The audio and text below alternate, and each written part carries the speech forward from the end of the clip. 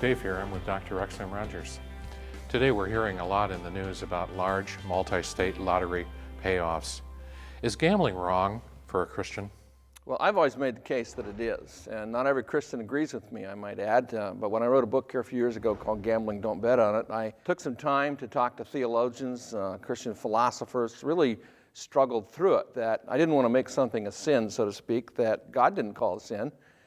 Christians are very good at that, by the way. But is this something that should be left in the realm of Christian liberty? And there are some who believe that it should. I, on the other hand, think the burden of proof is with them. And as you look at what's happened with gambling over the last 500 years of Western civilization, every country, every civilization has tried to curtail, if not stop gambling outright, because they consider it a moral threat. It undermines families, it undermines income, it's an irrational kind of participation.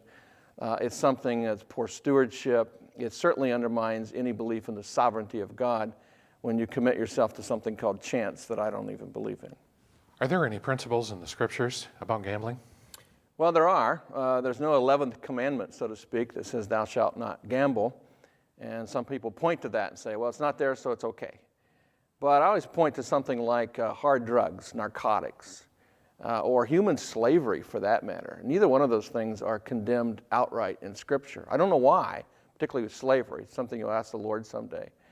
But it isn't. But we have developed long since principles from Scripture that would lead us to believe that those kinds of things are threatening, harmful, and wrong, or immoral. And I think the same is true with gambling, that for one, it undermines the sovereignty of God. You can't believe in something called luck and a sovereign God at the same time. Those are mutually exclusive concepts.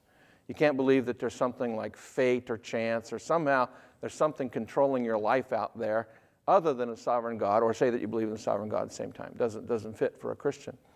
Another thing is that for you to win at gambling, a lot of people have to lose. And so you could say it's consensual theft, or mutually theft by mutual consent, or how you want to say it. It's something also in terms of stewardship, how much time and money that you commit to something like that. Actually, if I wrote the book again, I would spend more text in my book, a chapter maybe, on the issue of time, because earlier I focused entirely on money, that was our stewardship issue. But in conversation after conversation, as I've presented the book topic over the years, I've had people come up, usually women, crying and talking about the amount of time that their husband spent in the casinos, not how much money he was losing. And it struck me that that's even more important to us than the money.